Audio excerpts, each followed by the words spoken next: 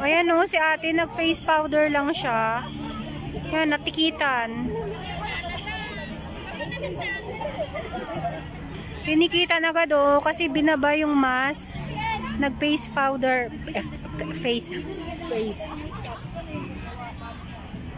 Tinanggal lang ni ate. Tapos ayan, tinikitan siya. So, diba? Grabing ano. Sobrang higpit ngayon dito sa Hong Kong, guys. Ay, binipit naman. Ano pinipicture nila? Ay, may smoothie. Ayan, guys, ah. Lalabas yan sa ano. Sa mga kapwa ko OFW dito sa Hong Kong. Lalo yun nandito. Beware. Ayan, lalo yung mga nasa park. Ayan, guys. Si ate kasi nagtanggal siya ng mask niya. Naglalagay siya ng pressed powder.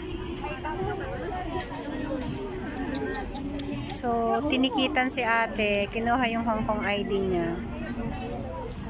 Pangatlong ano niya na daw ata ito. Pangatlong record na, no?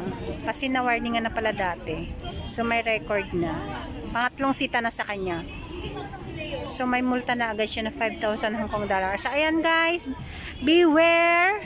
Sumunod na lang tayo sa batas dito sa Hong Kong kasi sayang yung 5,000. Promise. Isang buong sahod na namin yun dito sa Hong Kong.